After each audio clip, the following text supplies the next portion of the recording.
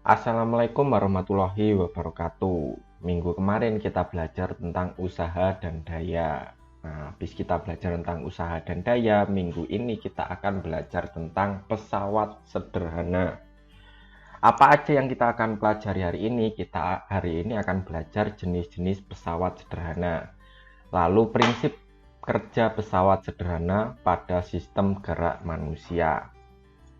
Istilah-istilah penting yang akan kita pelajari hari ini yaitu 1. Pesawat sederhana, 2. Katrol, 3. Roda berporos, lalu bidang miring, selanjutnya pengungkit jenis pertama, kedua, dan ketiga. Mengapa ini penting? Mempelajari materi ini akan membantu kamu memahami konsep pesawat sederhana dan penerapannya dalam kehidupan sehari-hari, serta dalam sistem gerak manusia. Pada saat kita melakukan aktivitas, kita selalu berupaya agar dapat melakukan usaha dengan mudah. Nah, ini ada kaitannya dengan minggu kemarin. Oleh karena itu, kita menggunakan alat bantu. Nah, di IPA, alat bantu ini disebut sebagai pesawat sederhana. Untuk membantu melakukan aktivitas agar kamu dapat memahami pentingnya pesawat sederhana bagi kehidupan sehari-hari, ayo diskusikan beberapa aktivitas berikut. Nah, di sini ada aktivitas yang bisa kamu lakukan di rumah, yaitu mengidentifikasi atau mencari aktivitas-aktivitas sehari-hari dengan menggunakan alat bantu. Nah, contohnya kayak gini. Jenis kegiatannya yaitu memotong kertas. Nah, memotong kertas menggunakan alat pemotong kertas atau gunting. Selanjutnya menggunting rumput menggunakan gunting tapi khusus untuk rumput. Lalu memotong daging menggunakan pisau daging dan lain sebagainya. Lalu mencabut paku menggunakan catut atau menggunakan palu. Lalu selanjutnya yaitu mengerek bendera menggunakan katrol dan lain sebagainya. Nah, nomor 6 ini dan seterusnya bisa kamu lakukan sendiri. Ini adalah contoh-contoh kegiatan dan alat bantu yang bisa kamu gunakan untuk mempermudah aktivitas yang kamu lakukan. Nah, berdasarkan hasil diskusi yang telah kamu lakukan, dapat diketahui bahwa setiap manfaat dari pesawat sederhana adalah mempermudah pekerjaan manusia. Berikut ini akan dibahas beberapa jenis pesawat sederhana yang ada di sekitarmu. Selain itu, akan dijelaskan pula keuntungan mekanis dan penggunaan pesawat sederhana. Pesawat sederhana yang pertama kita pelajari yaitu katrol. Tahukah kamu bagaimana seseorang dapat mengambil air dari sumur yang dalam dengan menggunakan timba? Nah, perhatikan gambar 2.1 ini. Ini ada gambar sumur yang ada timbanya. Mungkin kamu di rumah sudah menggunakan pompa air. Nah, sekedar pengetahuan saja, ini yang biasa digunakan orang-orang dulu buat memindahkan air di dalam sumur ke atas. Jadi menggunakan sumur timba seperti ini. Ini karena orang tersebut memanfaatkan katrol tetap yang berfungsi untuk mengubah arah gaya. Jika tali terhubung pada katrol ditarik ke bawah, maka secara otomatis timba yang berisi air akan terkerek ke atas. Keuntungan mekanik tetap sama dengan 1, karena katrol tetap tunggal, gaya kuasa yang digunakan untuk beban sama dengan gaya beban. Selain katrol tetap tunggal, ada juga katrol yang disebut katrol bebas. Nah, kedudukan katrol bebas berubah-ubah dan tidak dipasang di tempat tertentu. Lalu perhatikan gambar 2.2 berikut. Nah, gambar yang ini disebut sebagai katrol tetap tunggal. Jadi katrol tetap itu nemplek di atasnya kayak gini. Di katrol tetap tunggal ini tidak ada keuntungan mekanis, atau bisa dibilang keuntungan mekanisnya yaitu 1. Sedangkan kalau misalnya katrol tunggal bebas itu keuntungan mekaniknya adalah setengah. keuntungan mekaniknya adalah 2. Karena keuntungan mekaniknya 2, jadi gaya yang kamu berikan atau gaya kuasa yang kamu berikan sama dengan setengah dari gaya bebannya. Ini FK adalah gaya kuasa, dengan FB adalah gaya bebannya. Gaya kuasa itu gaya yang kamu kerahkan untuk mengangkat, misalnya ini timba air, timba yang berisi air. Nah, gaya kuasa ini kamu gunakan untuk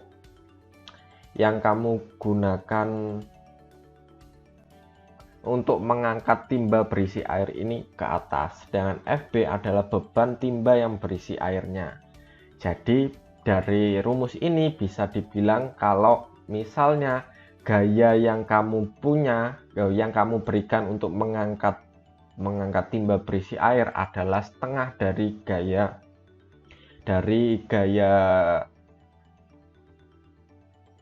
yang dipunyai oleh timba berisi air, atau bisa dibilang setengah dari bebannya timba berisi air. Jadi gaya yang kamu berikan sama dengan setengahnya beban timba yang berisi air.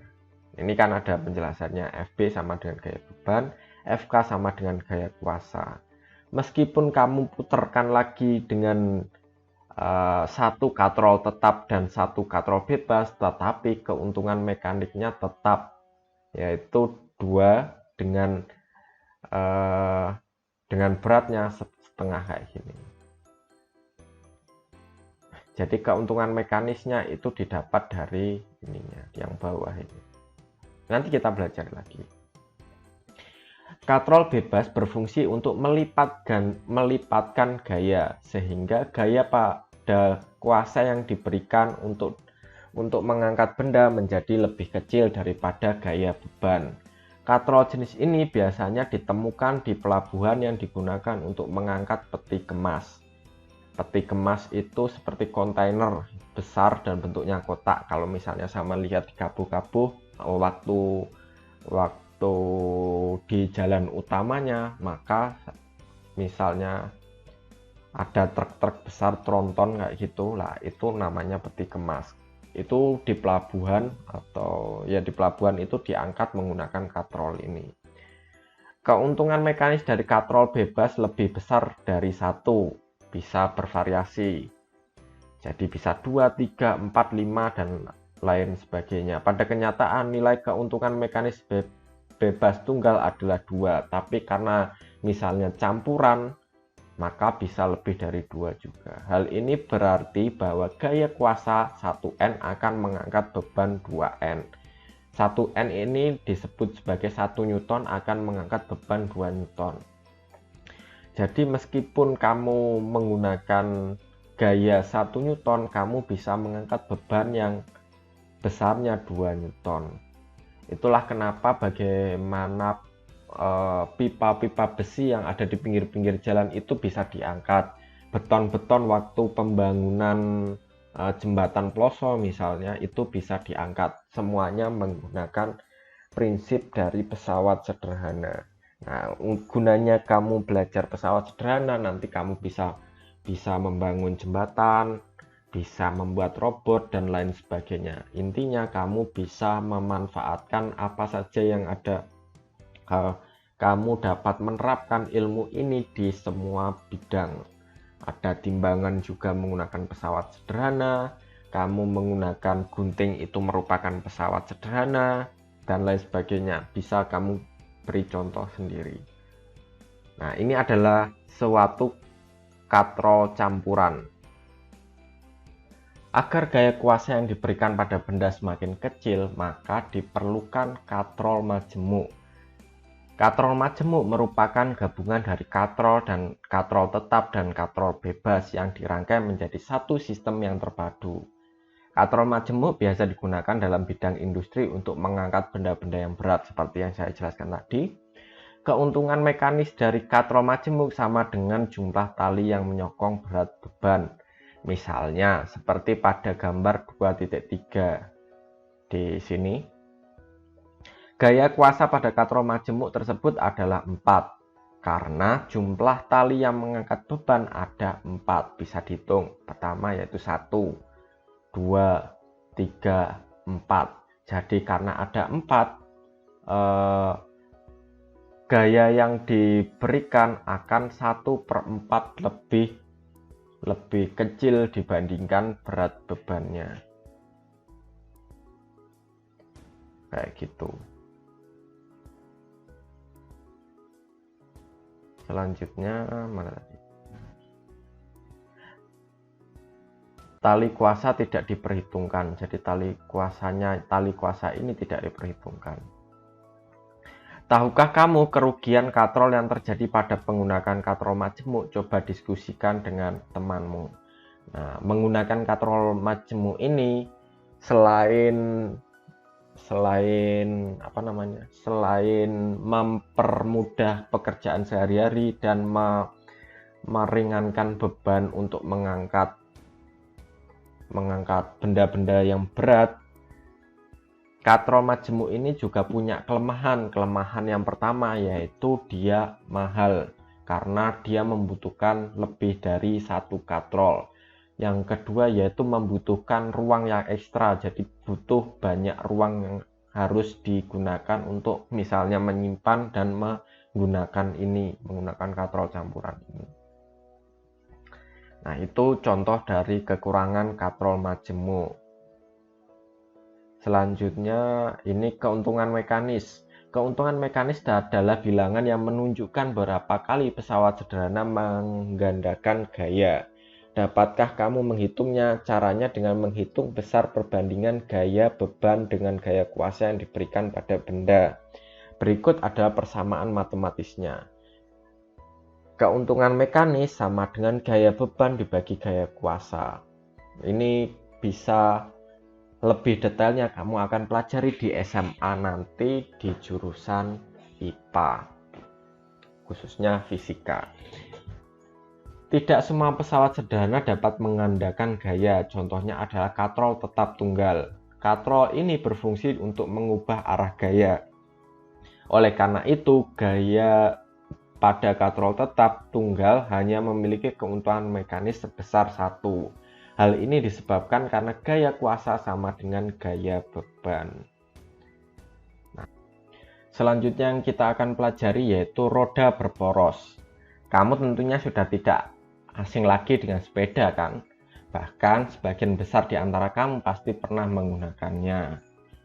Nah, roda-roda gigi atau biasa disebut gear dan ban pada sepeda adalah contoh dari pesawat sederhana yang tergolong roda berporos.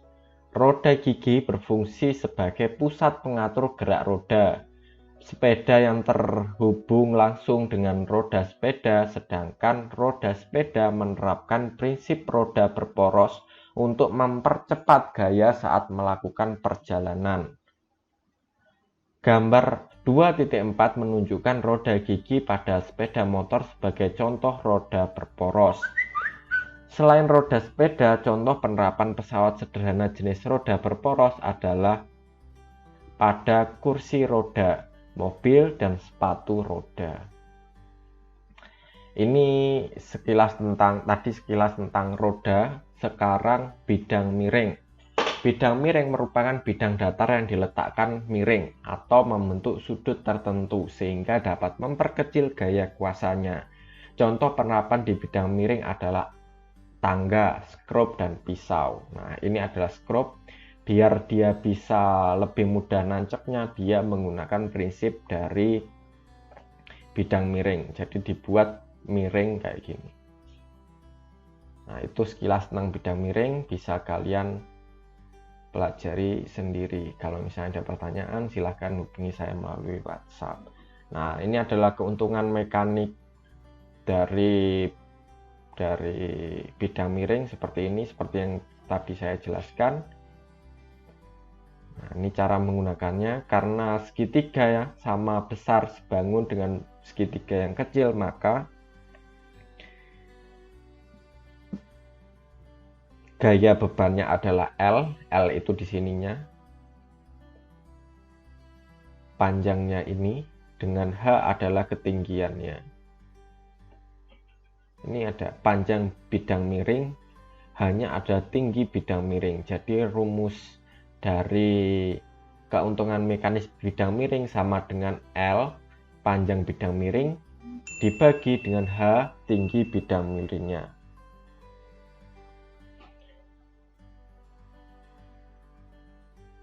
Selanjutnya yang akan kita pelajari yaitu pengungkit. Pengungkit merupakan salah satu jenis pesawat sederhana yang paling banyak digunakan dalam kehidupan sehari-hari. Contoh alat-alat yang merupakan pengungkit antara lain yaitu gunting, linggis, jungkat-jungkit, pembuka botol, pemecah biji kenari, sekop, koper, pinset, dan lain sebagainya. Tabel 2.3 menunjukkan berbagai jenis pengungkit yang dikelompokkan berdasarkan variasi letak titik tumpu, lengan kuasa, dan lengan beban. Ini adalah gambarnya. Ini adalah variasinya di tabel 2.3 ini. Kita lanjutkan dulu bacanya, nanti kita bahas. Ini posisi lengan kuasa dan lengan beban di pengungkit. Jadi lengan kuasa itu lengan yang kamu gunakan untuk mengangkat bebannya, atau kamu bisa dorong ke bawah kayak gini. Kalau di gambar ini kamu bisa dorong ke bawah. Nah, jarak antara titik tumpu dengan gaya kuasa itu disebut sebagai lengan kuasa atau disingkat sebagai LK. Nah, sedangkan jarak antara titik tumpu dengan gaya beban itu disebut dengan lengan beban atau disingkat dengan LB. Nah, ini adalah posisi di pengungkit. Pengungkit dapat memudahkan usaha dengan cara menggandakan usaha kuasa dan mengubah arah gaya. Agar kita dapat mengetahui besar gaya yang dilipat gandakan oleh pengungkit, maka kita harus menghitung keuntungan mekanisnya terlebih dahulu. Cara menghitung keuntungan mekanisnya adalah dengan membagi panjang lengan kuasa dengan panjang lengan beban. Panjang lengan kuasa adalah jarak dari tumpuan sampai titik bekerjanya gaya kuasa.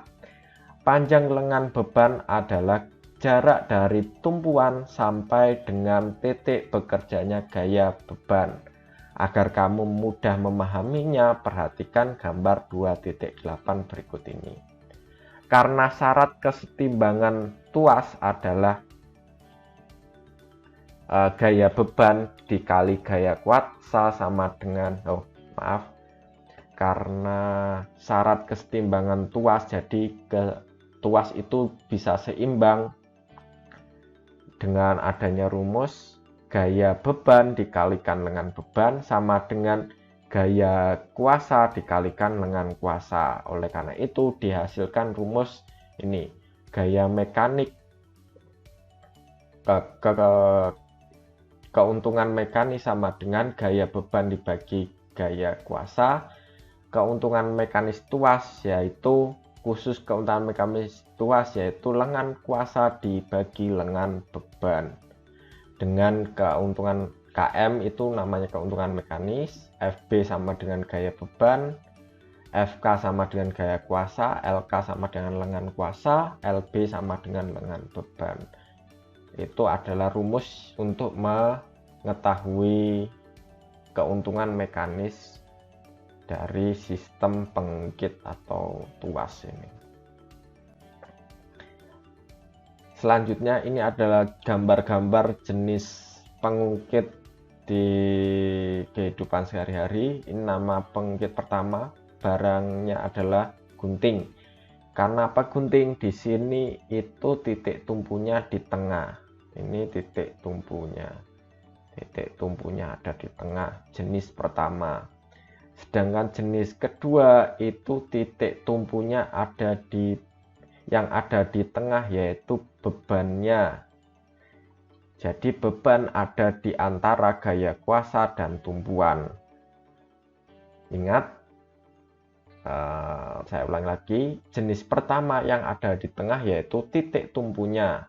Jadi yang gaya kuasa dan gaya beban ini sampai tuker-tuker boleh. Yang penting yang di tengah yaitu tumpuannya.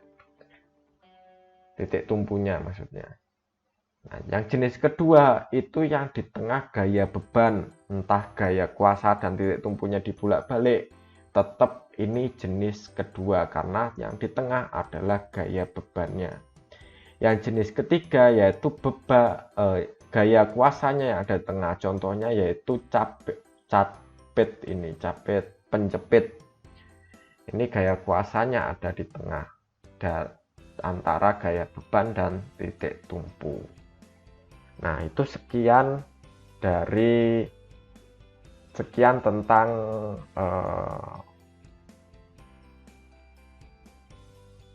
jenis-jenis pesawat sederhana. Sekarang ini adalah contoh dari penerapan yang ada di laboratorium percobaannya. Nah, ini kita selanjutnya belajar prinsip-prinsip kerja pesawat sederhana pada sistem gerak manusia. Di sistem gerak manusia juga mengikuti prinsip dari pesawat sederhana. Mari kita baca. Selain pada peralatan yang biasa kamu gunakan pada kehidupan sehari-hari tersebut, prinsip pesawat sederhana juga ada yang berlaku pada struktur otot dan rangka manusia. Pada saat mengangkat barbel, tampak telapak tangan yang menggenggam barbel berperan sebagai beban atau gaya beban. Titik tumpu berada pada siku dan sendi di antara lengan atas dan lengan bawah. Dan kuasa ada di lengan bawah, jadi ada di sini lengannya.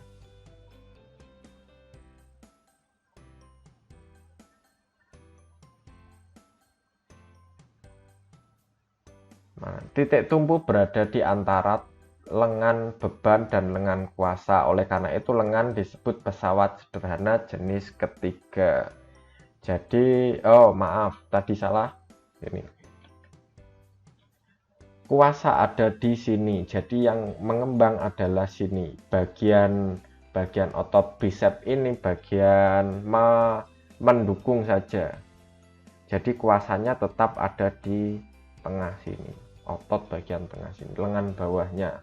Nah, tadi ada kesalahan. Jadi di titik tumpunya tetap di siku, di sini juga ada beban. Jadi di tangannya sampean waktu mengangkat beban ini menggunakan prinsip dari pengungkit jenis ketiga. Nah, itu contohnya.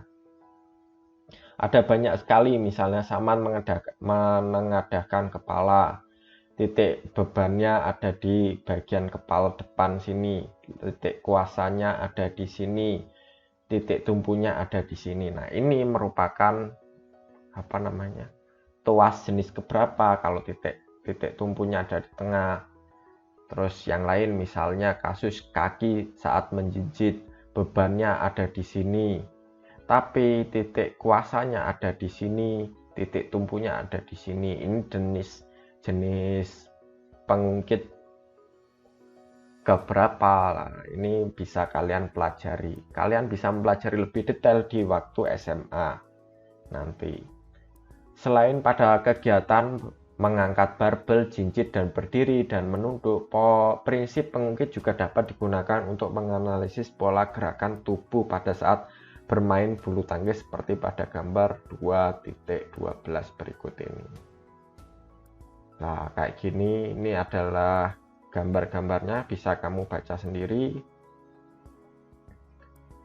Nah, itu tadi pelajaran tentang pesawat sederhana. Ini adalah materi terakhir di bab ini. Jadi apabila sampean ada kesulitan, silahkan hubungi saya melalui WhatsApp. Sekian, Assalamualaikum warahmatullahi wabarakatuh.